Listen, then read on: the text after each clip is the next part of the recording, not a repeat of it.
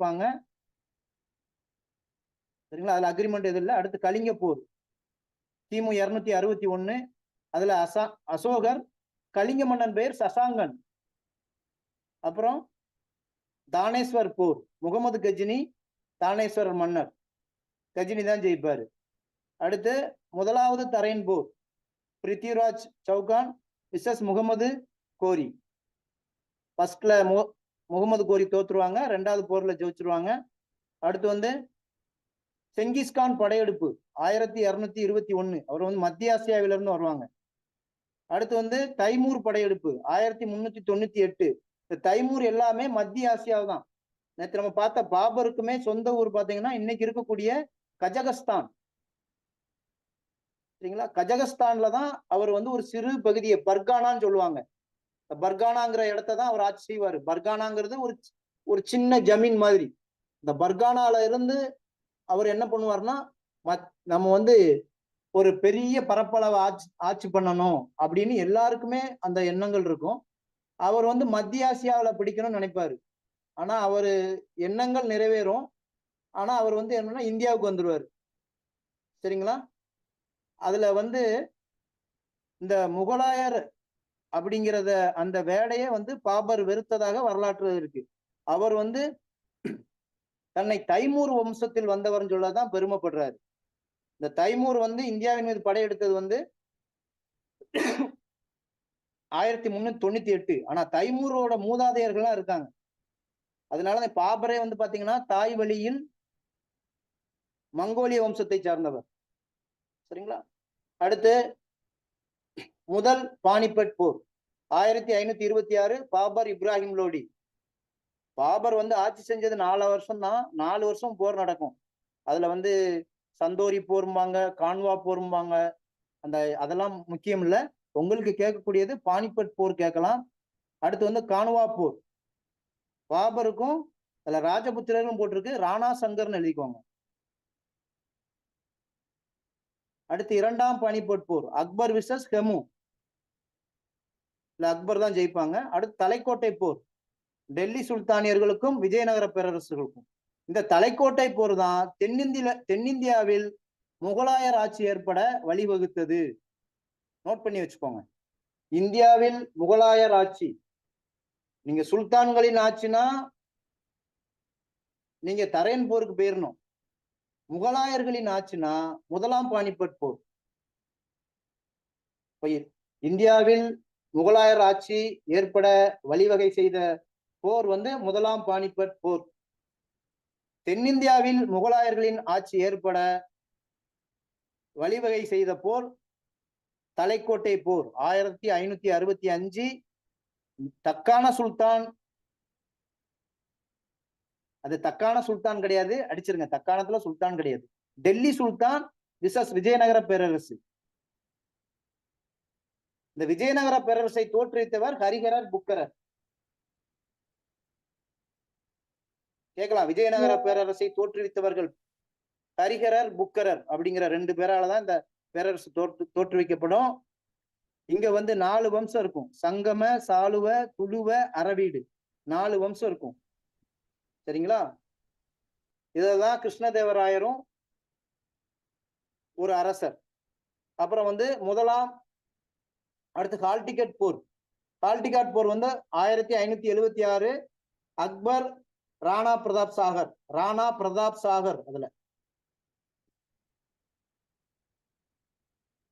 இதுலதான் வந்து ராணி பத்மினிங்கிறவங்க வந்து இந்த குழு தீக்குளிப்புன்னு சொல்லுவாங்க, ஜவுகார் அதுக்கு பேரு.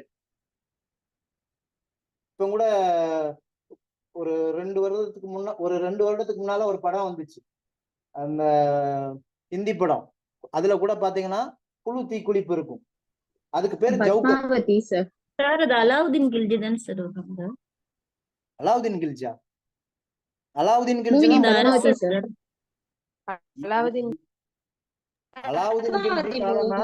இந்த போர்லயும் ஒரு ராணி வந்து தீக்குளிச்சிருவாங்க. அந்த ஜவுகார்னு பேரு. அந்த ராஜபுத்திரர்கள் ஃபுல்லா வந்து எதிரியிடம் மாட்டிக்கிடக்கூடாதுன்னு அந்த ஜவுகருங்கிற குழு தீக்குளிப்பு மொத்தமா தீ வச்சுக்கிடுவாங்க. சரிங்களா? அடுத்து வந்து முதல் கர்நாடக போர். இதை குறிச்சுக்கோங்க. நீங்க வந்து 2 பானிபட் போரை குறிச்சுக்கோங்க, அதுல கேட்கலாம். தலைக்கோட்டை போரை குறிச்சுக்கோங்க, அதுல கேட்கலாம். அடுத்து முதல் கர்நாடக போர். முதல் கர்நாடக போர் எதுன்னு பாத்தீங்கன்னா, ஐரோப்பாவில் ஏற்பட்ட ஆங்கிலேயர்களுக்கும் பிரெஞ்சுக்காரர்களுக்குமான போரின் காரணமாக இங்க இந்தியாவிலையும் சண்டை போட்டுக்கிட்டுதாங்க. அது இந்தியாவில வந்து ஆங்கிலேயர்களுக்கு வந்து சார் அயர்கூட், சரியா, பிரெஞ்சுக்காரர்களுக்கு வந்து இல்ல. ஆனா அந்த ட்ரீட்டி கேட்கலாம். எந்த ஒப்பந்தம்னா அதுல வந்து ஐலா ஷபேல், தமிழ்ல வந்து ஐலா ஷபேல் போட்டிருக்கு. அடுத்து அந்த வருஷம் கேட்கலாம். 1746 இருந்து 48 வரைக்கும் முதல் கர்நாடக போர். அடுத்து இரண்டாம் கர்நாடக போர் 48 இருந்து 54 வரைக்கும். ஆங்கிலேயர்களுக்கு வந்து ராபர்ட் கிளேவ் அக்ரிமெண்ட் எதுவுமே இல்ல, முடிச்சுக்கிட்டாங்க. அது மூன்றாவது கர்நாடக போர் 1756 இருந்து 63 வரைக்கும். சரிங்களா? இதுல வந்து பாரிஸ் அக்ரிமெண்ட். அப்போ முதல் கர்நாடக போர்னா ஐலா ஷபேல். இரண்டாம் கர்நாடக போர்ல எந்த அக்ரிமெண்ட்டும் இல்ல. 48 இருந்து 54. ஃபர்ஸ்ட் வந்து 46 இருந்து 48, அப்புறம் 48 இருந்து 54, அப்புறம் 56 இருந்து 63 பாரிஸ் அக்ரிமெண்ட். அதோட வாய்ஸ் கேட்கல சார். இப்ப கேக்குதா மேடம்? பாரிஸ் உடன்படிக்கை கேக்குது சார். அதாவது பாரிஸ் உடன்படிக்கை எந்த ஆண்டு ஏற்படுத்தப்பட்டதுன்னு கொஸ்டின் கேட்கலாம். பாரிஸ் உடன்படிக்கையின் போது உடன்படிக்கையின் மூலமாக நிறுத்தப்பட்ட போரின் எந்த போர்னு கேட்டலாம். பாரிஸ் ஒப்பந்தத்தின் மூலம் நிறுத்தம் செய்யப்பட்ட போர் அப்படின்னு போட்டு கீழே கொடுத்துருவான். கர்நாடக போர், மராத்திய போர், மைசூர் போர்னு கொடுத்துட்டோம்னா மூன்றாம் கர்நாடக போர் நடைபெற்ற ஆண்டு 1756 இருந்து 63 வரைக்கும். சரிங்களா? அடுத்து வந்து பிலாசி போர். பிலாசி போர் 1757. இந்த பிலாசி போரையும் குறிச்சுக்கோங்க. இதுதான் கல்கத்தாவில் ஆங்கிலேயர் ஆட்சி ஏற்பட காரணமானது. என்னன்னு பாத்தீங்கன்னா, இந்த சிராஜுத்துல்லான்னு இருக்காங்கல்ல, இவங்க வந்து வரி வசூல் பண்ண போன ஒரு ஆங்கிலேயர்களை ஒரு குடோன்ல போட்டு பூட்டி வச்சிருவாரு. அதுல மூச்சு முட்டி நிறைய பேர் இறந்து போயிருவாங்க. அதனால சண்டை போட்டாம சிலர் இது வந்து கற்பனை கதைன்னு சொல்லுவாங்க. அடுத்து மூன்றாம் பானிபட் போர் 1761. 1761 அகமது ஷா அப்தாலி, இவர் வந்து ஈரானியர், மராத்தியர்கள். நீங்க முதல் பானிபட் போர் வந்து டெல்லி சுல்தானியர்களுக்கும் பாபருக்கும். இரண்டாம் பானிபட் போர் வந்து அக்பருக்கும் ஹெமுக்கும். இந்த ஹெமு வந்து ராஜபுத்திரர். சரிங்களா? அடுத்து மூன்றாம் பானிபட் போர் 1761 அகமது ஷா அப்தாலிங்கிற ஈரானியருக்கும் மராத்தியர்களுக்கும். இதுல மராத்தியர்கள் தோத்துருவாங்க. சரிங்களா? அடுத்து பக்சார் போர். பக்சார் போர் வந்து 1764 ஆங்கிலேயர்களுக்கும் மீர் கசிம் அப்படிங்கிறவருக்கும். இது என்ன ஒப்பந்தத்தின் மூலமா இருந்தாலும் அலகாபாத் உடன்படிக்கை. நீங்க நல்லா பாத்துக்கணும். ஏற்கனவே நம்ம ஒரு அலகாபாத் அக்ரிமெண்ட் பார்த்திருக்கோம் 1916. அந்த அலகாபாத் அக்ரிமெண்ட் வந்து எதுக்கு? அது மிதவாதிகள் தீவிரவாதிகள் ஒன்றிணைகிறாங்க. இந்த அலகாபாத் உடன்படிக்கை வந்து பக்சார் போர் வந்து நிறுத்தம் பண்றதுக்கு. அப்புறம் முதல் மைசூர் போர். இதுல வந்து ஆங்கிலேயர்களுக்கும் ஹைதர் அலிக்கும். சரிங்களா? இந்த இது வந்து முதல் மைசூர் போர் வருஷம் கேட்பாங்க. 1767 இருந்து 69. யாருக்குன்னா ஆங்கிலேயர்களுக்கும் ஹைதர் அலிக்கும். ஹைதர் அலி யாருன்னா மைசூரை ஆண்ட மன்னர். எந்த உடன்படிக்கை மூலம் நிறுத்தப்பட்டதுன்னா சென்னை உடன்படிக்கை. அடுத்து இரண்டாம் மைசூர் போர் 1780 இருந்து 84 வரைக்கும். Warren Hastings regulating act. சரிங்களா? இந்த எங்க நடக்குன்னா அதுல வந்து மங்களூர் கிடையாது, ஹைதர் அலிக்கும் ஆங்கிலேயருக்கும் நடக்கு மங்களூர் உடன்படிக்கை மூலமாக அந்த போர் நிறுத்தம் பண்றாங்க.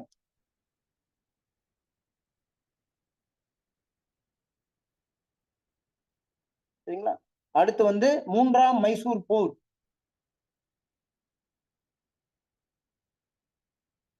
மைசூர் போர் வந்து 1767 இருந்து 69, 80 இருந்து 84, அடுத்து 89 இருந்து 92. இந்த 2ஆம் மைசூர் போர் நடக்கையிலேயே ஹைதர் அலி மரணம் அடைஞ்சிருவாங்க. ஹைதர் அலி போர்ல மரணம் அடைய மாட்டாரு, புற்றுநோயினால மரணம் அடைவார். அடுத்து வந்து அவங்க பையன் திப்பு சுல்தான், ஆங்கிலேயர்களுக்கு வந்து கரன்வாலிஸ் நிலையான நிரந்தர நிலவரி திட்டம் கொண்டு வந்தவர். நேற்றே கிளாஸ்ல பார்த்திருக்கோம். சரிங்களா? சென்னையில ராயத்வாரி சிஸ்டம் கொண்டு வந்தது சர் தாமஸ் மன்றோ.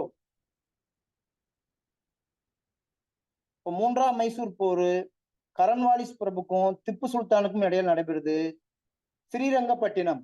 அப்போ நீங்க மைசூருக்கு வந்து ஒரு ஷார்ட் வச்சுக்கோங்க. அன்னைக்கு வந்து மதராஸ் மாகாணத்துலதான் எல்லாம் இருந்திருக்கு. சரிங்களா? இது எல்லாமே வந்து மங்களூர் கர்நாடகால இருக்கு.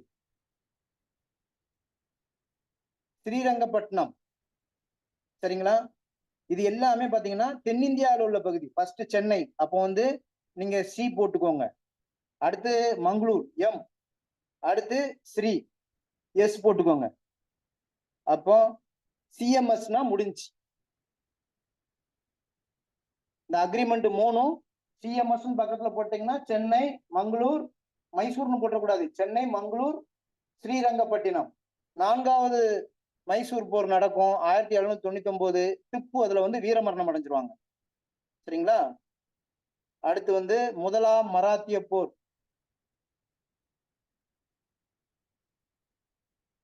முதலாம் மராத்திய போர். திப்பு வந்து இந்த மைசூர் போரின் போது அந்த பிரெஞ்சுக்காரர்கள் கொடுத்த ஆதரவை திரும்ப வாங்கிடுவாங்க.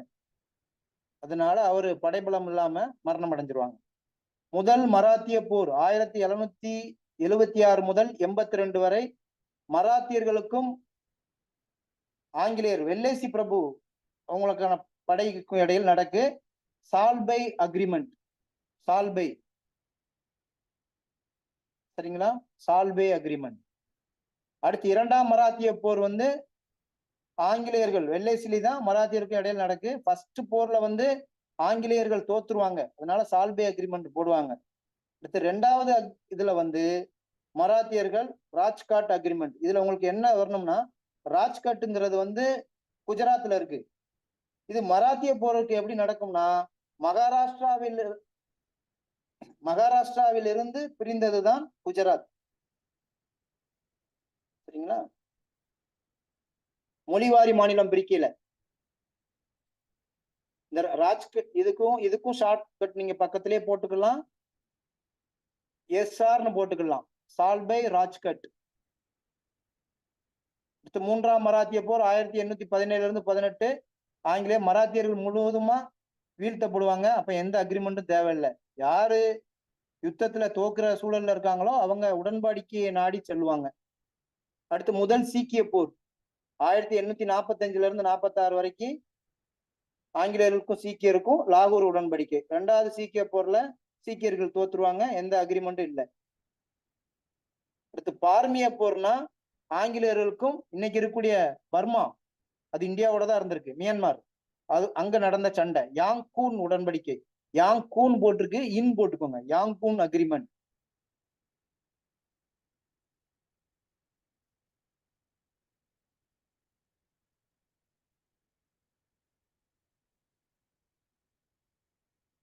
அடுத்து 1ஆம் ஆப்கானிய போர் கேட்க மாட்டான்.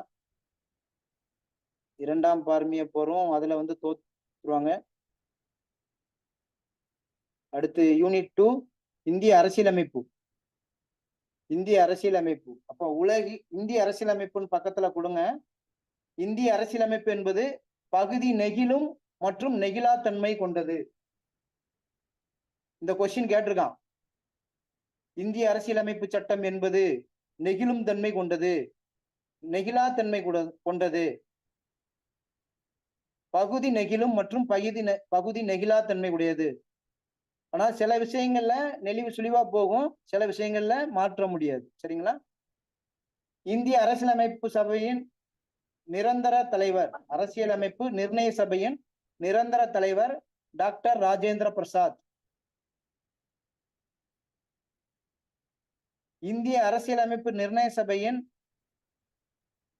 சபை கூட்டத்தின் தற்காலிக தலைவர்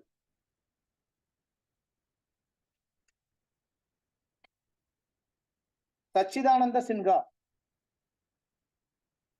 சின்ஹான் போட்டிருக்கு, சச்சிதானந்த சின்ஹா.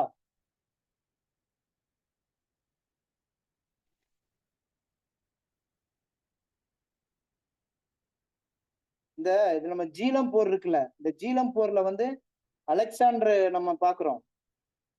ஜீலம் போர் வந்து நீங்க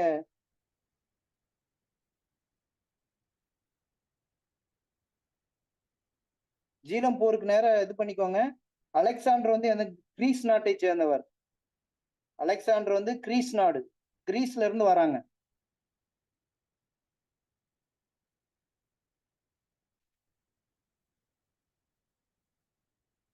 ஸ்க்ரோல் பண்ணுங்க.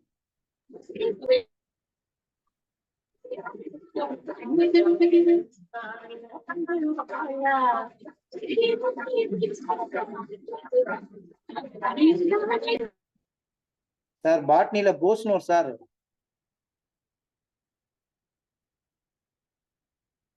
சரிங்களா? அதுல வந்து அலெக்சாண்டர் வந்து கிரீஸ்ல இருந்து வராங்க. அப்பா பேர் வந்து பிலிப்ஸ். இந்த கிரீஸுக்கு பழங்கால பேர் வந்து மாசிடோனியா. கிரீஸ் நாட்டின் பழங்கால பெயர் மாசிடோனியா. இன்னைக்கு தான் கிரீஸ், பழங்காலத்துல மாசிடோனியா. அலெக்சாண்டரோட குரு ஆசிரியர் யாருன்னா அரிஸ்டாட்டில்.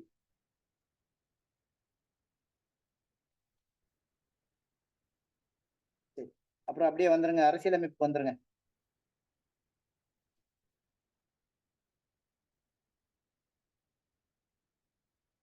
மொத்த உறுப்பினர்கள்லாம் அது கேட்க மாட்டாங்க. அது 389 இருக்கும்.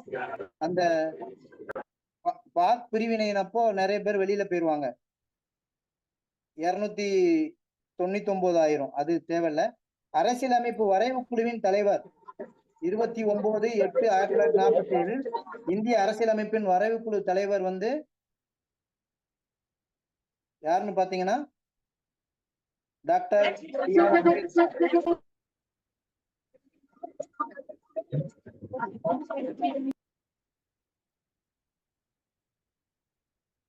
வரைவு குழு உறுப்பினர்கள் கோபால்சாமி ஐயங்கார், அல்லாடி Krishnasamy Iyer, KM Munshi, DD Krishnamachari.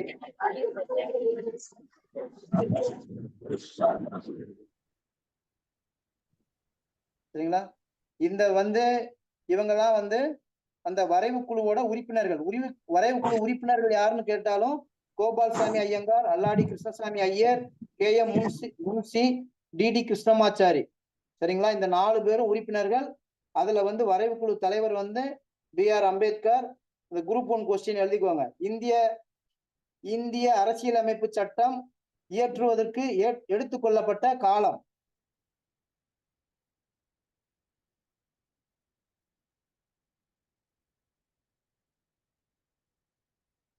Two years, 11 months, 18 days. 2 ஆண்டு 11 மாதம் 18 நாள். கொஸ்டின் கேட்டிருக்கான். அப்புறம் இந்திய அரசியலமைப்பு சட்டம் 1935ஆம் ஆண்டு இந்திய அரசாங்க சட்டத்தின் மறுபதிப்பு என்கலாம்.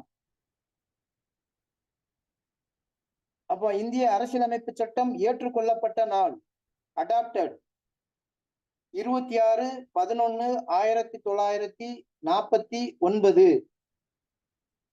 இந்த நவம்பர் 26ஆம் தேதி இந்திய அரசியலமைப்பு சட்ட தினம். அப்ப எழுதிக்கோங்க, இந்திய அரசியலமைப்பு சட்ட தினம் கொண்டாடப்படும் நாள் நவம்பர் 26.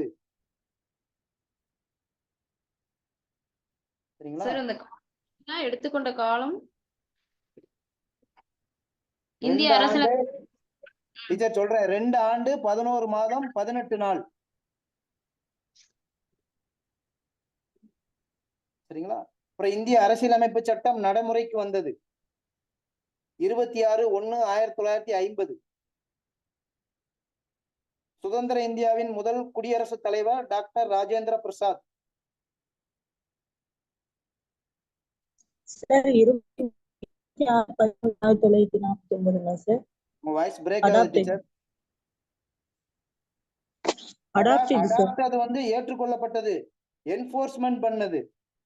என்போர்ஸ்மெண்ட் அதாவது அரசியலமைப்பு சட்டத்தை ஏற்றுக்கொண்டாங்க. யார் ஏற்றுக்கொண்டா? பார்லிமெண்ட்டும் ஏற்றுக்கொண்டுச்சு.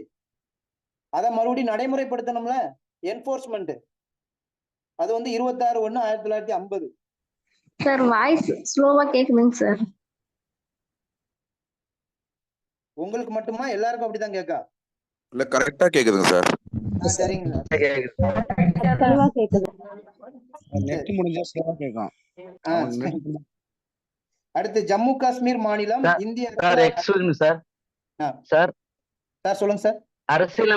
அரசியலமைப்பின் வரைவுக்குழு தலைவர் நீங்க சொல்லும் போது கொஞ்சம் ஒரு சவுண்ட் வந்துச்சுங்க, அதனால அது யாருன்னு கொஞ்சம் இன்னொரு மாதிரி தெளிவா சொல்லிடுங்க. வரைவு குழுவின் தலைவர் வந்து PR அம்பேத்கர். Okay sir. சரிங்களா? அவங்கள அப்பாயின்மெண்ட் பண்றது 29/8/1947. சரிங்களா சார்? அடுத்து ஜம்மு காஷ்மீர் எந்த ஆண்டு இந்திய அரசியலமைப்பு சட்டத்தை ஏற்றுக்கொண்டது? 26/1/1957. அவங்களுக்கு ஸ்பெஷல் பிரிவிலேஜ், அதாவது ஜம்மு காஷ்மீர் மாநிலத்துக்கு சிறப்பு தனி உரிமை வழங்கிய அரசியலமைப்பு சட்ட விதி ஆர்டிகல் 370. அதை இப்ப நீக்கிட்டாங்க. சரிங்களா? நீங்க நமக்கு இதுல வந்து நம்மளோட அது நீக்கின வருஷம் சொல்லுங்க சார். 370 நீக்கின இயர் இப்ப ரீசெண்டா நீக்கினாங்க. நான் சொல்றேன், அடுத்த கிளாஸ் நான் சொல்றேன். Article sir, article 370 sir. அந்த 370 ஜம்மு காஷ்மீருக்கு மட்டும் இல்ல, இன்னைக்கு வடகிழக்கு மாநிலங்கள்லயும் சில மாநிலங்கள்ல இந்த இது இருக்கு. சார் பாட்னி போஸ் சார், ஒண்ணு நீங்க கிளாஸ்ல இருங்க, இல்ல ஆஃப் பண்ணிட்டு பாட்டு கேட்டுட்டு இருங்க. இந்த ஜம்மு காஷ்மீர் இந்தியாவோடு இணைவதற்கு ஒப்பந்தத்தில் 1947ஆம் ஆண்டு கையெழுத்திட்ட மன்னர் பெயரு ஹரிசிங். ஹரிசிங். சரிங்களா? அதாவது இஸ்லாமியர்கள் அதிகமா வசிக்கக்கூடிய பகுதி, ஆனா மன்னர் வந்து இந்து, ஹரிசிங். சரிங்களா? நம்ம இந்த இந்திய சுதந்திர போர் முடிந்த பிறகு நம்ம இந்தியா பிரிவினைக்கு பின்பு இந்தியாவுக்கும் பாகிஸ்தானுக்கும் ஒரு போர் நடக்கும். அதுல கைப்பற்றின பகுதி தான் இந்த ஆசாத் காஷ்மீருங்க கூடிய பகுதி. சரிங்களா? அப்போ நம்ம பாகிஸ்தான்கிட்ட மட்டும் பகுதி இழக்கல. 1962 சீன போரின் போது அக்சை செயின் அப்படிங்கிற ஒரு பகுதியை வந்து கைப்பற்றிருக்காங்க. அந்த பகுதி வந்து இன்னைக்கும் சீனாவின் கட்டுப்பாட்டுல தான் இருக்கு. அக்சை செயின் லடாக் மாவட்டத்துல இருக்கு ஒரு பகுதி. சரிங்களா? ஆசாத் காஷ்மீர் வந்து நமக்கு அது நியர்பை ஆப்கான் எல்லையில இருக்கும். அப்ப நீங்க எழுதுங்க, இந்தியாவிற்கும் பாகிஸ்தானிற்குமான எல்லை கோட்டின் பெயர் line of control Radcliffe. இந்தியாவிற்கும் பாகிஸ்தானிற்குமான எல்லை கோட்டின் பெயர் ரெட் கிளிஃப். இந்தியாவிற்கும் ஆப்கானிஸ்தானிற்குமான எல்லை கோட்டின் பெயர் டூரண்ட் லைன்.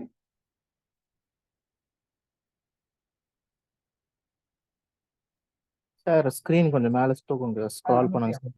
ஸ்கிரீன்ல இல்ல சார், அது அடிஷனல் இன்ஃபர்மேஷன் தான்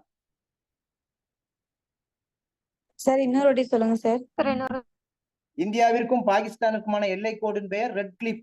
சார் ரெட் கிளிஃப்ங்கிறது தான் அந்த எல்லை கோட்டோட பேரு. ஏன்னா அந்த எல்லையை அந்த எல்லை கோட்டை நிர்ணயம் செய்த குழுவோட தலைவர் பெயர் ரெட் கிளிஃப்ங்கிற பிரிட்டிஷ்காரர். அவர் பெயரே வச்சுட்டாங்க ரெட் கிளிஃப். இந்தியாவிற்கும் ஆப்கானிஸ்தானிற்குமான எல்லைக்கோடு, ஆப்கானுக்கும் நமக்கும் எல்லைக்கோடு இருக்கு. அது பேர் வந்து பாத்தீங்கன்னா டியூரண்ட். டியூரண்ட் எல்லைக்கோடு. இந்தியாவிற்கும் சீனாவிற்குமானது மக்மோகன் எல்லைக்கோடு.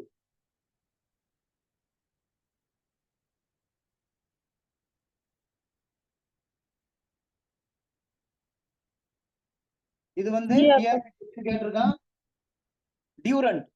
இந்தியாவுக்கும் ஆப்கானிஸ்தானுக்கும் டியூரண்ட், இந்தியாவுக்கும் சீனாவுக்கும் மக்மோகன். டக்குன்னு ஷார்ட்டா எழுதிட்டே போங்க அடுத்து.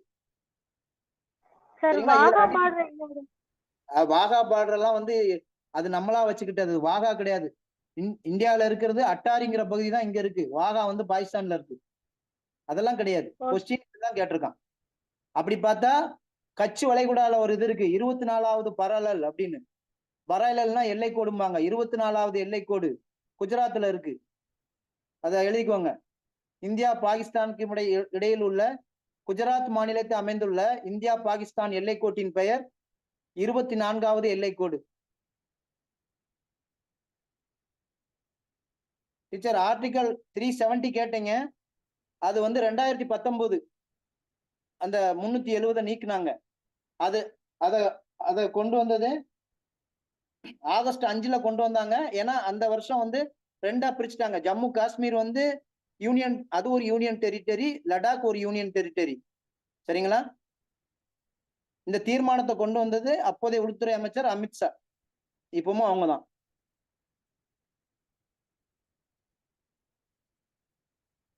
அப்புறம் இந்தியா வந்து அரைகுறை கூட்டாட்சி. சரிங்களா? அப்ப வந்து இந்தியாவோட பார்லிமெண்ட்ங்கிறது கேட்பான். இந்திய பாராளுமன்றம் என்பது எழுதிக்கோங்க. கீழவை மேலவை. கீழவைனா லோக்சபா. இது குழப்பம், அதனால எழுதிக்கோங்க. கீழவைனா லோக்சபா. அந்த லோக்சபாவுக்கு இனி ஒரு பெயர் மக்களவை. மேலவைனா ராஜ்யசபா அல்லது மாநிலங்களவை பிளஸ் குடியரசுத் தலைவர். இது 3 சேர்ந்துதான் இந்திய பாராளுமன்றம். சரிங்களா? அப்புறம் இந்தியாவில் இருக்குது வந்து ஒற்றை குடியுரிமை, நீதித்துறை மேலாண்மை, அரசியலமைப்பின் பாதுகாவலன் போட்டு உச்ச நீதிமன்றம் போட்டுக்கோங்க. அரசியலமைப்பின் பாதுகாவலன் உச்ச நீதிமன்றம். உச்ச நீதிமன்றம் கொடுக்கல, ஆன்சர்ல உச்ச நீதிமன்றமே இல்லைன்னா உயர் நீதிமன்றம். ஏன்னா அடிப்படை உரிமைகள் பாதிக்கப்படும் பொழுதோ அல்லது சட்ட உரிமைகள் பாதிக்கப்படும் பொழுதோ குடிமக்கள் தங்களுக்கு தேவையான தீர்வை நீதிமன்றங்கள் மூலமாகவே பெற முடியும். சரிங்களா? அதான் அப்படி சொல்லியிருக்காங்க. அப்புறம் வந்து இந்திய அரசியலமைப்பு சட்டத்தின் முகப்புரையை எழுதியவர் எழுதிக்கோங்க, ஜவஹர்லால் நேரு. இந்திய அரசியலமைப்பு சட்டம் டாக்டர் அம்பேத்கர் அவர்களால் இயற்றப்பட்டிருந்தாலும் ஒரு புத்தகத்திற்கு எவ்வாறு முன்னுரை வழங்கப்படுமோ அதே போல இந்திய அரசியலமைப்பு சட்டத்தின் முகவுரை என்பது இந்திய அரசியலமைப்பு சட்டத்தின் திறவுகோல் போன்றது. அரசியலமைப்பு சட்டம் மக்களுக்கு எவ்வாறான சுதந்திரங்களை வழங்கியுள்ளது என்பது குறித்த உள்ளடக்கமே முகவுரை. இந்திய முகவுரையை எழுதியவர் இந்தியாவின் முதல் பிரதமர் ஜவஹர்லால் நேரு. சரிங்களா? முகவுரை, இந்திய முகவுரை ஒரே ஒரு முறை மட்டும் திருத்தம் செய்யப்பட்டுள்ளது, 1976.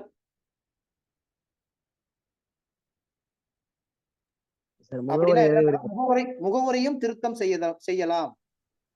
அரசியலமைப்பு முகவரை எழுதுகிறார் சார் ஜவஹர்லால் நேரு சார்.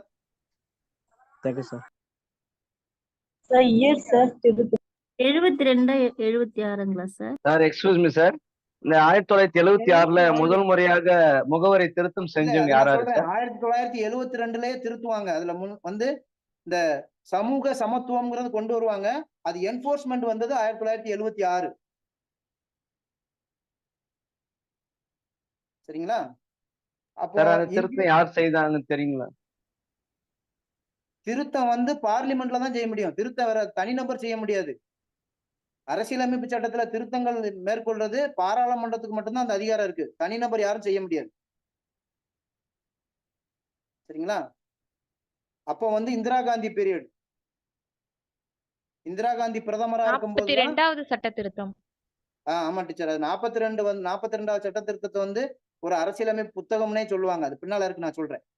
அடுத்து இந்திய அரசியலமைப்பு சட்டம் உருவாகும் போது 395 விதிகள், 22 பகுதிகள், அதாவது பார்ட்ஸ், 8 அட்டவணை இருந்திருக்கு. சரிங்களா? தற்போது வந்து 595 தாண்டிட்டு விதி, பாகம் 26, அட்டவணை 12. இதுல 9வது அட்டவணை வந்து 1951 இந்த மொழிவாரி மாநிலத்தை பேஸ் பண்ணி கொண்டு வருவாங்க. இப்பவும் இந்த 9th ஷெட்யூல்ல மத்திய அரசாங்கம் ஒரு சட்டம் இயற்றி 9th ஷெட்யூல்ல போட்டுட்டுனா உச்சநீதிமன்றம் அது குறித்து கேள்வி கேட்க முடியாது. அடுத்து 10வது அட்டவணை 1985.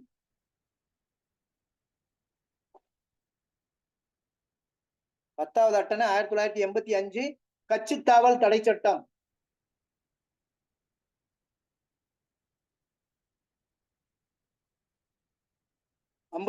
சட்ட திருத்தம்.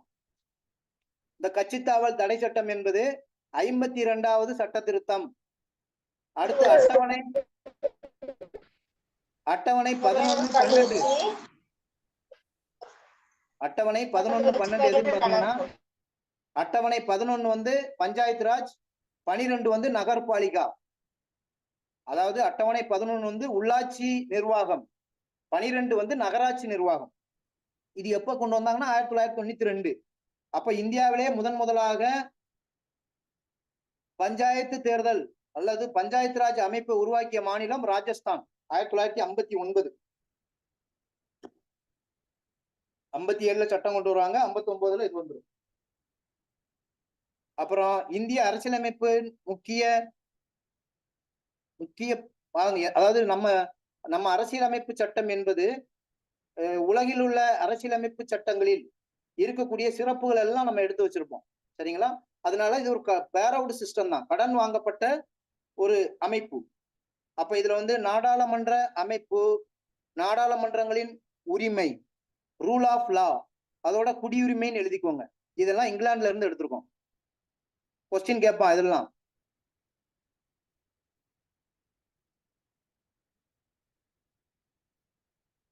சரிங்களா? அப்புறம் வந்து அடிப்படை உரிமைகள், துணை குடியரசுத் தலைவர் தேர்வு, சுதந்திரமான நீதித்துறை எழுதிக்கோங்க. அமெரிக்காவுக்கு பக்கத்திலேயே சுதந்திரமான நீதித்துறை.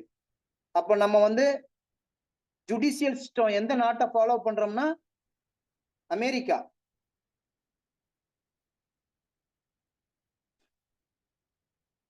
சரிங்களா?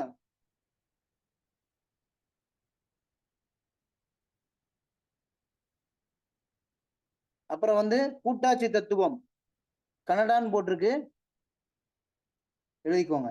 அப்புறம் அமெரிக்காவிலே இனி அடிஷனலா எழுதிக்கோங்க, இம்பீச்மெண்ட். அதாவது எப்படின்னா உயர் பதவியில இருக்கிறவங்களை தகுதி நீக்கம் பண்றது. ஆர்டிகல் 61 இந்திய அரசமைப்பு சட்டத்தில் சரத்து 61 உச்ச நீதிமன்ற, உயர் நீதிமன்ற நீதிபதிகளை தகுதி நீக்கம் செய்வது குறித்து அதிகாரம் வழங்கப்பட்டுள்ளது. யாருக்கு அந்த அதிகாரம் இருக்கு? பாராளுமன்ற உறுப்பினர்கள், எம்பிஸ்க்கு இருக்கு. அதுவும் நம்ம அமெரிக்கால இருந்தா எடுத்திருக்கோம். சரிங்களா? முகவுரை, பிரியாம்பிள். ஆர்டிகல் 61 61.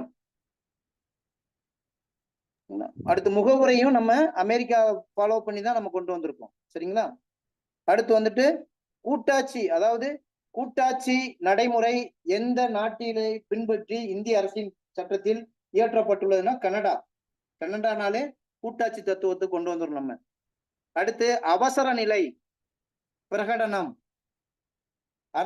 அவசர நிலை பிரகடனம்னா என்ன?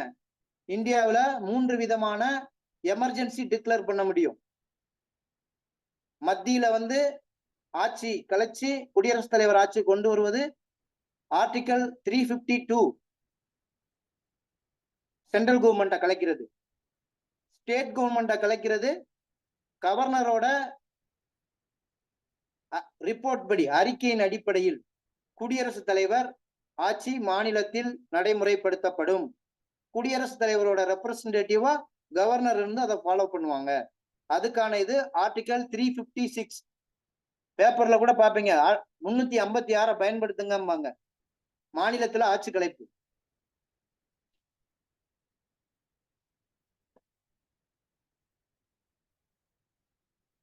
சரிங்களா?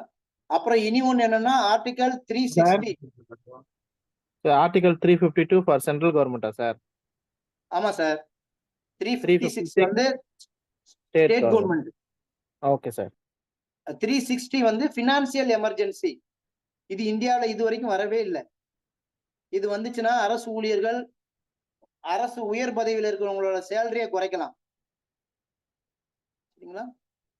அடுத்து எமர்ஜென்சி என்ன ரீசனால சார் பினான்சியல் எமர்ஜென்சி, நிதிநிலை நெருக்கடி.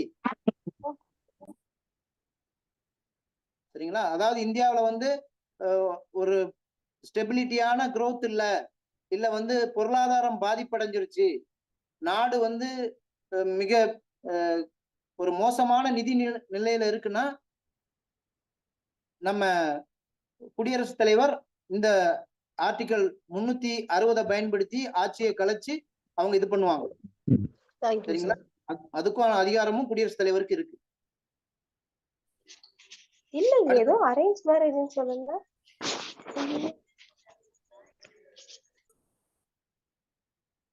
அடுத்து வந்து குடியரசு.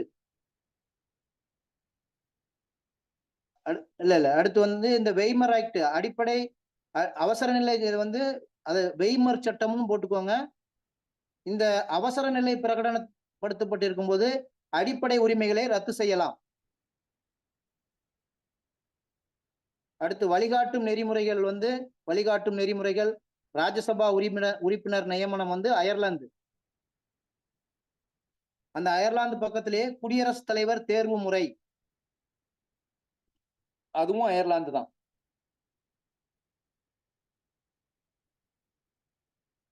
துணை குடியரசுத் தலைவரை தேர்வு பண்றதை சொல்றது வந்து அமெரிக்கா. குடியரசுத் தலைவர் தேர்வு பற்றி சொல்றது அயர்லாந்து. அதே மாதிரி குடியரசுத் தலைவர் வந்து மக்களவையிலையும் மாநிலங்களவையும் நியமன உறுப்பினர்களை நியமனம் பண்ணுவாங்க. அந்த நியமன உறுப்பினரை நியமனம் செய்யும் அதிகாரம் எந்த நாட்டிடமிருந்து பெறப்பட்டதுன்னா, இந்த கடன் பெறப்பட்டதுன்னா அயர்லாந்து. நியமன உறுப்பினர்கள்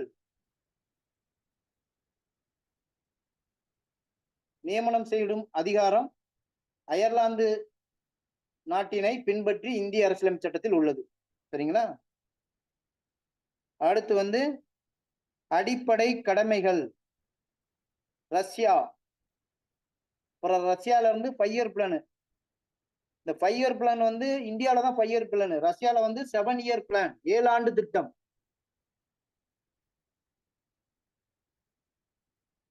சரிங்களா? அவங்க 2 7 ஆண்டு திட்டங்கள்ல அவங்க வளர்ச்சி அடைஞ்சிட்டாங்க. நம்ம 13வது 5 ஆண்டு திட்டம் போயிட்டு இருக்கு. அடுத்து குடியரசு. நம்ம குடியரசு தலைவரோட தேர்வு வேற, குடியரசுங்கிறது வேற. சரிங்களா? இது குடியரசுங்கிறது பிரெஞ்சு புரட்சியின் தாரக மந்திரம். 1789 பிரெஞ்சு புரட்சி. சுதந்திரம், சமத்துவம், சகோதரத்துவம், இதெல்லாம் நம்ம அரசியல் சட்டத்துல இருக்கு. சரிங்களா? குடியரசுத் தலைவர் தேர்தல் முறை கிடையாது, குடியரசுத் தலைவர் கிடையாது.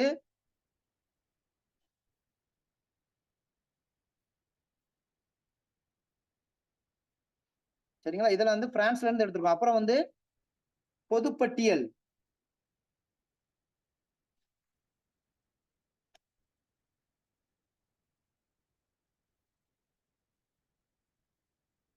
பொதுப்பட்டியல் மத்திய பட்டியல், மாநில பட்டியல், பொதுப்பட்டியல்பாங்க.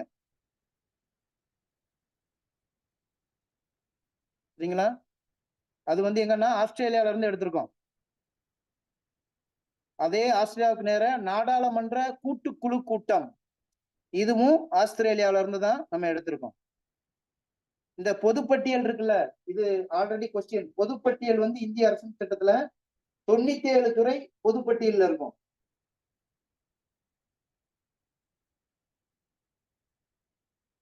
மாநில அரசு பட்டியல்ல வந்து 66 துறைகள் இருக்கு. கல்வி பொதுப்பட்டியல்ல இருக்கு. மாநில அரசு பட்டியல் 66. சார் பொதுப்பட்டியல் எவ்வளவு? இல்ல, அதாவது மத்திய அரசு போட்டுக்கோங்க. அதாவது 3 பிரிவா இருக்கும். மத்திய பட்டியல், மாநில பட்டியல், பொதுப்பட்டியல். இதுல மத்திய பட்டியல் வந்து 96, மாநில பட்டியல் வந்து 66, பொதுப்பட்டியல் 47.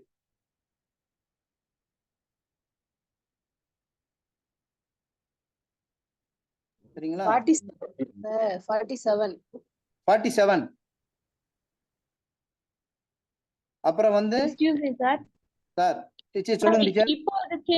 இப்போ இது சேஞ்ச் ஆயிருக்குலங்க சார். இப்போ மத்திய அரசு பட்டியல் 100 துறைகள் தானே சார் உள்ள இருக்கு. டீச்சர் நமக்கு ஸ்கூல் புக் தான் வேதம். இதான் 10th பேஸ் பண்ணி சோசியல் தான் புக்ல கேட்பான். தான் சார் இருக்கு. என்ன டீச்சர்? 10th சோசியல் புக்ல தான் சார் இப்ப கரண்ட் புக்ல இருக்குங்க சார். ஸ்கூல் புக்ல தான் சார் இருக்கு. மாறி இருக்கா? மத்திய அரசு 100, மாநில அரசு 61, பொதுப்பட்டியல் 52ங்க சார். அப்போ வந்து மாநில அரசுட்ட இருந்து எடுத்திருக்காங்கல்ல. சரி, அப்ப நான் ஸ்கூல் புக் கவர் பண்ணல, அதை உங்களுக்கு இது பண்ணிருந்தேன். சரிங்களா?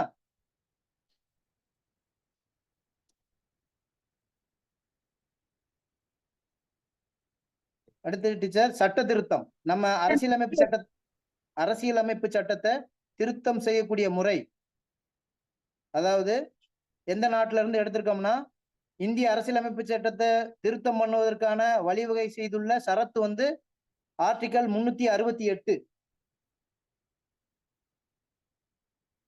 சரிங்களா? 368 தான் இந்திய அரசியலமைப்பு சட்டத்தை திருத்துறதுக்கு வழி பண்ணுது. அது தென்னாப்பிரிக்கால இருந்து நம்ம எடுத்திருக்கோம். மறைமுக தேர்தல், அதுவும் தென்னாப்பிரிக்கால இருந்து தான்.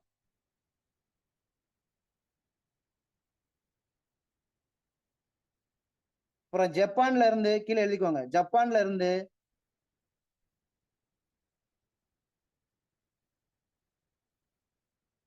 சட்டத்தால் ஏற்படுத்தப்பட்ட நடைமுறை.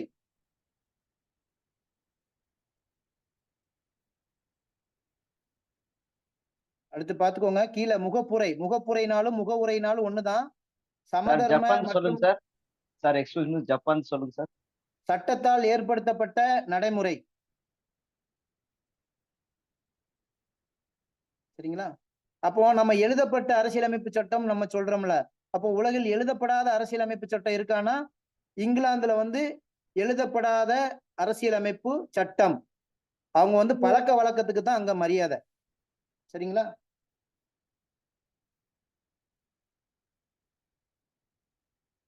ஜப்பானா சார்? எழுதப்படாத அரசியலமைப்பு கொண்டது வந்து இங்கிலாந்து. அடுத்து முகவுரை வந்து 1976ஆம் ஆண்டு திருத்தம் செய்யப்பட்டு சமதர்மம் மற்றும் சமய சார்பற்ற, சோசியல் அண்ட் செக்குலாரிட்டின்னு சொல்லுவாங்க. இந்த 2 சொற்றொடர்களும் உள்ள இணைச்சிருக்காங்க. இந்தியா என்பது சமய சார்பற்ற நாடுன்னு இப்ப சொல்றோம்ல, அது வந்து கான்ஸ்டிடியூஷனல்ல பேஸ் பண்ணி தான் நம்ம சொல்ல முடியும். இது எப்போம்னா 1976ஆம் ஆண்டு 42வது சட்ட திருத்தம். இந்த 42வது அரசமைப்பு சட்டத்தை குட்டி அரசியலமைப்பு சட்டம் சொல்றாங்க. ஏன்னா அவ்வளவு திருத்தம் பண்ணுவாங்க 42ல. மினி கான்ஸ்டிடியூஷன் கீழே போட்டிருக்கு, பாத்துக்கோங்க.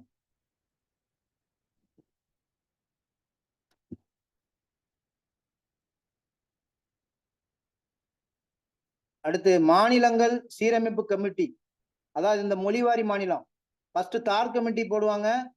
தார் கமிட்டி வந்து மாநில அடிப்படை, மொழி அடிப்படையில மாநிலங்களை பிரிக்க கூடாது. பிரிச்சா நாட்டோட ஒற்றுமை குலைஞ்சிரும் சொல்றாங்க. அடுத்து ஜேவிபி கமிட்டி, ஜேனா ஜவஹர்லால் நேரு, வீணா வல்லபாய் பட்டேல், பீனா பட்டாபி சீதாராமையா.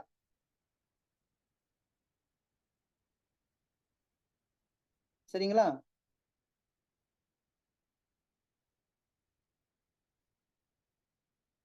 அடுத்து மொழிவாரி கமிட்டி, மொழிவாரி மாநிலங்கள் எந்த குழுனா ஃபசல் அலி குழுவின் அடிப்படையில தான் மொழிவாரி மாநிலங்கள் பிரிக்கப்படும். இந்தியாவில முதலாக மொழிவாரி மாநிலமாக பிரித்த மாநிலம் 1951 ஆந்திர பிரதேசம்.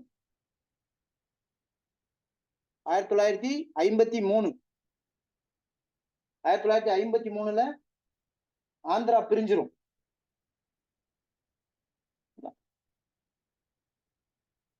மொழிவாரி மாநிலங்கள் பிரிப்பு சட்டம் 1956. அந்த மாநிலம் பிரிஞ்ச பிறகுதான் அது ஒரு குழு போட்டு ஒரு சட்டம் கொண்டு வராங்க.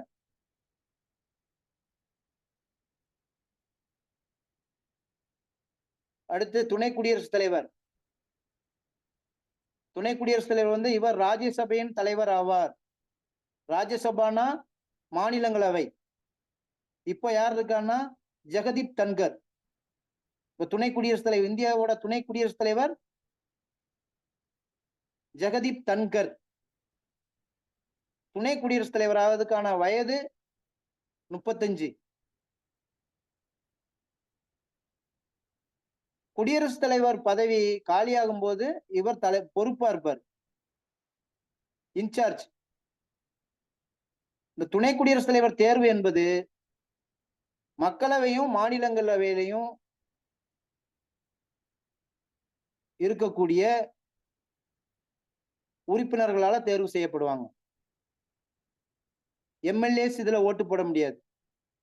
இவரோட பதவிக்காலம் 5 ஆண்டு. 35 வயசு தாண்டினவங்க எத்தனை வயசு வரைக்கும் ஆனாலும் குடியரசுத் தலைவர் துணைத் தலைவரா இருக்கலாம், குடியரசுத் தலைவராகவும் இருக்கலாம். அவங்களுக்கும் சேர்ந்து தான். சரிங்களா? அடுத்து அமைச்சரவை. அமைச்சரவை முடிவுகளை கொண்டு குடியரசுத் தலைவர் செயல்படுகிறார். முப்படைகளின் தலைவர் யார்? முப்படைகளின் தலைவர் குடியரசுத் தலைவர்.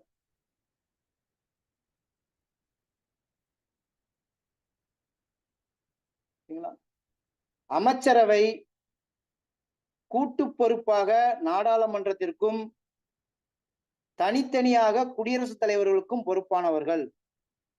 கேபினட் முடிவுகளில் நீதிமன்றம் தலையிட முடியாது. அதாவது அமைச்சரவையோட முடிவுகள்ல நீதிமன்றம் தலையிட முடியாது. அடுத்து பிரதமர். இந்திய பிரதமர் ஆவதற்கான தகுதி எத்தனை வயது நிறைவடைந்திருக்கணும்?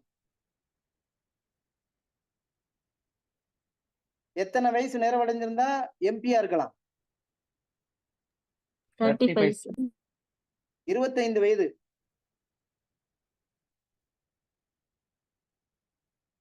எம்எல்ஏ ஆகிறதுக்கு 25 வயசு, எம்பி ஆகிறதுக்கு 25 வயசு, ராஜ்யசபா எம்பி அதாவது மாநிலங்களவை எம்பி ஆகிறதுக்கு 30 வயசு, கவர்னர் ஆகிறதுக்கு 35 வயசு,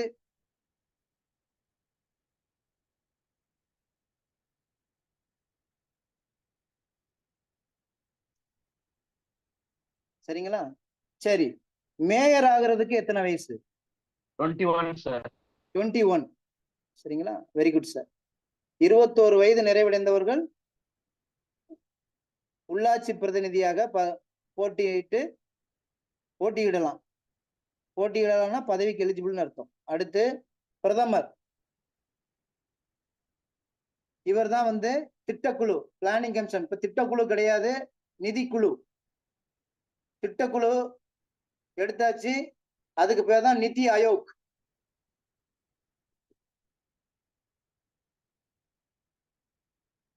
நிதி ஆயோக்கோட தற்போதைய தலைவர் அரவிந்த் பன்காரியா.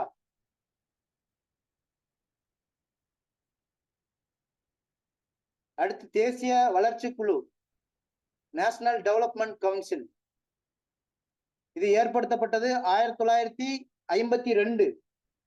இந்த என்டிசி வந்து கான்ஸ்டிடியூஷனல் பாடி, அரசமைப்பு சட்டம் சார்ந்தது. திட்டக்குழு நான் கான்ஸ்டிடியூஷனல் பாடி.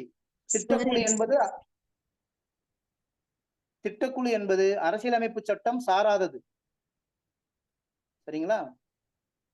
தேசிய ஒருமைப்பாட்டு குழுவின் தலைவர் பிரதமர். டீச்சர். சார் நிதி ஆயோக் தலைவர் மட்டும் ஒரு டைம். அரவிந்த் பன்காரியா.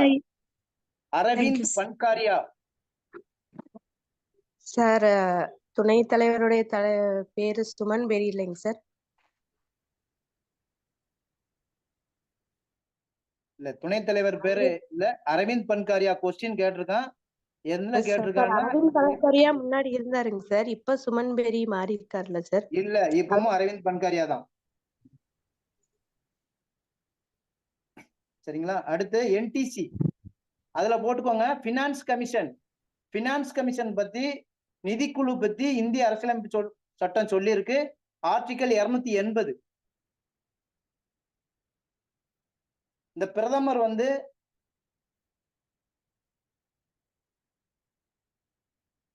அதுல ஒரு தப்பு இருக்கு. இரு அவைகளிலும் பேசலாம்,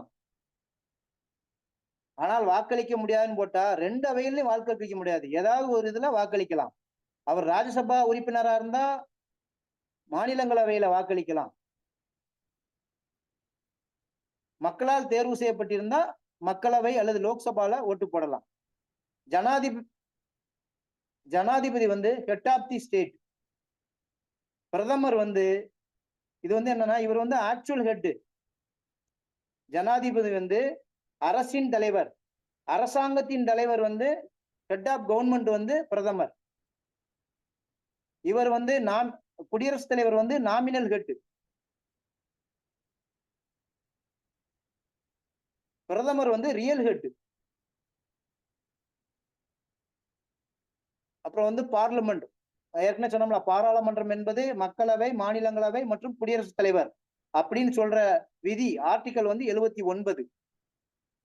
அப்புறம் மாநிலங்களில் இந்த 12 பேரை வந்து அப்பாயின்மெண்ட் பண்றாங்க. அதாவது எப்படின்னா, குடியரசுத் தலைவர் ஒரு 12 பேரை எம்பியா இது பண்ணுவாங்க. இதுல வந்துதான் நம்ம இளையராஜா சாரும் இதன் அடிப்படையில தான் மாநிலங்களவை உறுப்பினரா இருக்காங்க. மாநிலங்களவை உறுப்பினரோட பதவிக்காலம் 6 ஆண்டுகள். மக்களவை அல்லது கீழவை நம்ம ஓட்டு போடுறோம்ல, அவங்களோட பதவிக்காலம் 5 ஆண்டு.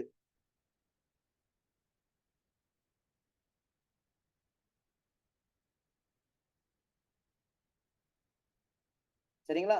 இந்த மக்களவைகளோட மொத்த உறுப்பினர்கள் 250 பேர் வரைக்கும் இருக்கலாம்னு இருக்கு. ஆனா இப்ப 245 பேர் இருக்காங்க. சரிங்களா? அதிகபட்ச உறுப்பினர்கள் கொண்ட இது 31 உறுப்பினர்களை கொண்ட மாநிலம் உத்தரப்பிரதேசம். தமிழ்நாடு வந்து 18. சரிங்களா? இந்த ராஜ்யசபா எம்பியை எப்படி எலெக்ட் பண்றாங்கன்னா, மாநிலத்தோட மொத்த மக்கள் தொகை அத ஒரு விகிதாச்சாரத்துல எடுத்துக்கிட்டு சட்டமன்ற உறுப்பினர்களோட எண்ணிக்கைக்கு தகுந்தாற் போல.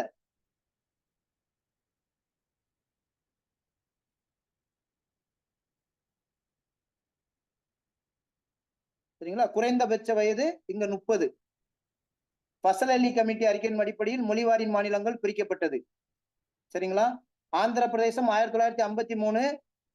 இந்த ஆந்திர பிரதேசம் தெலுங்கு பேசும் மக்களை அடிப்படையாக கொண்டு தனி மாநிலம் அந்த கோரிக்கையை முன்வைத்தவர் ஐயா பொட்டி ஸ்ரீ ராமாலு. பொட்டி ஸ்ரீ ராமாலு அவர் தலைமையில உண்ணாவிரதம் இருந்து அவர் இறந்துருவாரு. அதன் பிறகு ஏற்பட்ட சட்டம் ஒழுங்கு பிரச்சனையை அடிப்படையாக வச்சு 1953 தனி மாநிலம் கொடுத்துருவாங்க. அதன் பின்பு இந்தியாவில் 22வது மாநிலம் சிக்கிம்.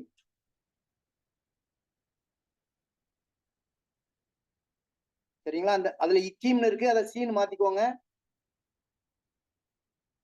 இந்த சிக்கிம் மாநிலத்துக்கு ஒரு சிறப்பு பெயருக்கு பூலோக சொர்க்கம். அடுத்து வந்து 23வது மாநிலம் மிசோரம். மிசோரமோட கேபிட்டல் ஐஸ்வால்.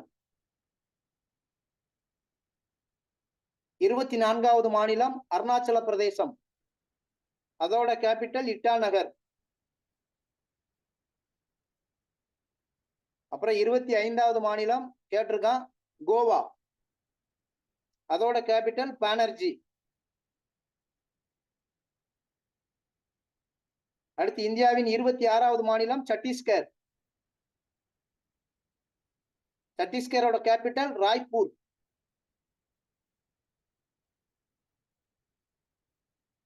என்ன கேட்டுருவான் உங்களுக்கு வந்து கேள்வி எல்லாம் இது வரைக்கும் பாத்தீங்கன்னா ஒரு குரூப் 4 தரம் கூட கிடையாது. போலீஸ் கான்ஸ்டபிள் அந்த எக்ஸாம் லெவல்ல தான் கேட்கிறாங்க. கேபிட்டல் கேட்டாலும் கேட்கலாம். சரிங்களா. 27வது மாநிலம் வந்து உத்தராஞ்சல், அதாவது இப்போது உத்தரகாண்ட். டேராடூன்.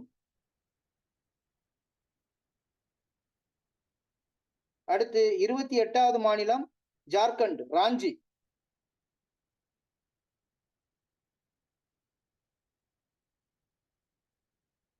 இருபத்தி 29வது மாநிலம் தெலுங்கானா. 2014 தெலுங்கானா மாநிலம் உதயமாயிருக்கு. சரிங்களா. தெலுங்கானாவோட கேபிட்டல் ஹைதராபாத். ஆந்திர பிரதேசத்தோட கேபிட்டல் ஹைதராபாத். சரிங்களா. இதுல ஒரு சின்ன இது அடிஷனல் நோட்ஸ் எழுதிக்கோங்க. தற்போது இந்தியாவில் உள்ள மொத்த மாநிலங்களின் எண்ணிக்கை சார் 27 என்ன சொன்னீங்க? 27 27. உத்தராஞ்சல், அது உத்தரகாண்ட். உத்தராஞ்சல் வந்து பழையது உத்தரகாண்ட். உத்தரகாண்ட் மாநிலத்தோட தலைநகரம் வந்து டேராடூன். ஜார்க்கண்ட் வந்து ராஞ்சி. தற்போது இந்தியாவில் உள்ள மொத்த மாநிலங்களின் எண்ணிக்கை 28. ஜம்மு காஷ்மீர் மாநிலத்தை 2019 மாநில அந்தஸ்தை நீக்கிட்டோம் ஆகஸ்ட் 5ஆம் தேதி.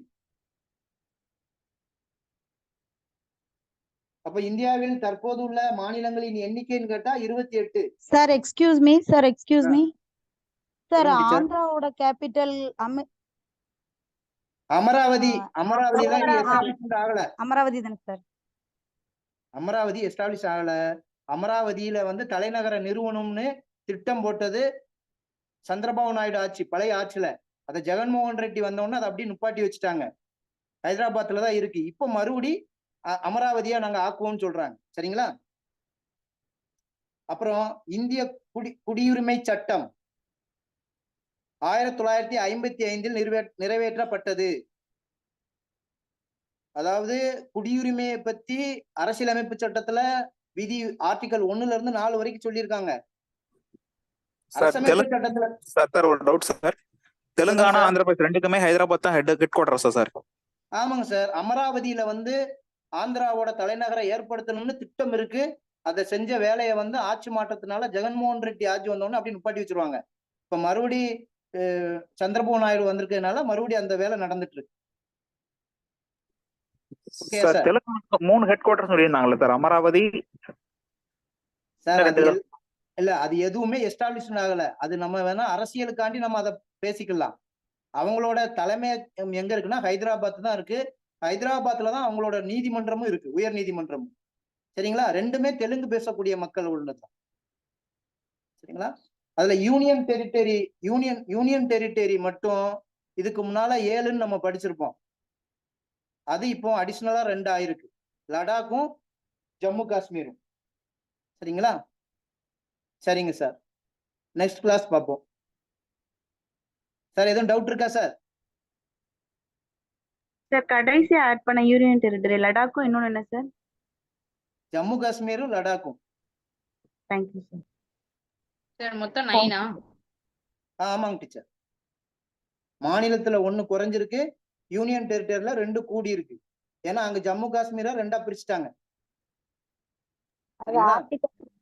மொத்தம் 8 தானேங்க சார்? அது வந்து 8+1ன்னு அர்த்தம். அதாவது அதுல 1 வந்து மத்திய 8 மத்திய ஆட்சி பகுதி, 1 வந்து இந்திய தலைநகரம் புதுடெல்லி. சார் ஜம்மு காஷ்மீருடைய மாநில அந்தஸ்து நீக்கப்பட்ட ஆண்டு அதான் 2019. ஆர்டிகல் 1 to 4 சொல்லுங்க சார். ஆர்டிகல் 1 to 4 வந்து என்ன சொல்லுதுன்னா இந்தியாவோட மாநில எல்லைகள், அதாவது இந்தியாவோட எல்லைகளை சொல்லுது. அதாவது அந்த 4ல என்னெல்லாம் சொல்லியிருக்காங்கன்னா, நம்ம வந்து இப்ப புதுசா ஒரு நாட்டை நம்ம யுத்தத்தின் மூலமா பிடிக்கலாம். அப்படி பிடிக்கிற பகுதிகளை நம்ம ஒன்னா இணைக்கலாம். சில பகுதிகளை நம்ம நட்பு நாடுகளுக்கு கொடுக்கலாம். சரிங்களா? கச்சைத்தீவு அப்படிதான் நம்ம கொடுத்துருக்குறோம், கச்சத்தீவு. சரிங்களா?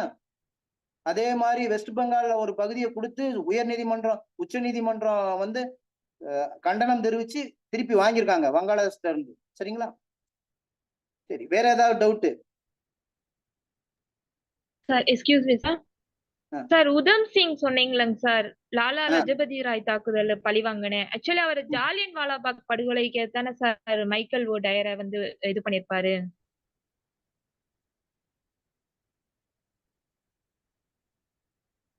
இல்ல, நான் ரெஃபர் பண்ணி சொல்றேனே. சரிங்களா? ஓகேங்க சார். ரெஃபர் பண்ணி சொல்றேன். சரிங்களா? குட்டி ஸ்ரீ ராமுலு என்ன சார் பண்ணுவாங்க? பொட்டி ஸ்ரீராமுலு வந்து ஆந்திர தெலுங்கு பேசும் மக்களை அடிப்படையாக கொண்டு தனி மாநில கோரிக்கையை முன்வைத்து உண்ணாவிரதம் இருந்து உயிர் நீத்தவர் பொட்டி ஸ்ரீராமுலு. அதே மாதிரி தமிழ்நாட்டுக்கு தமிழ்நாடுன்னு பேர் வைக்கணும்னு ஐயா சங்கர்லிங்கனார், அவங்களும் உண்ணாவிரதம் இருந்து இறந்துருவாங்க. அவர் விருதுநகர் மாவட்டத்தை சேர்ந்தவர். சரிங்களா? சங்கரலிங்கனார். வேற ஏதாவது டவுட்?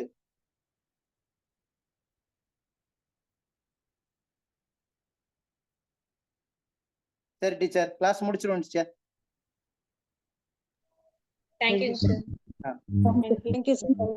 சார்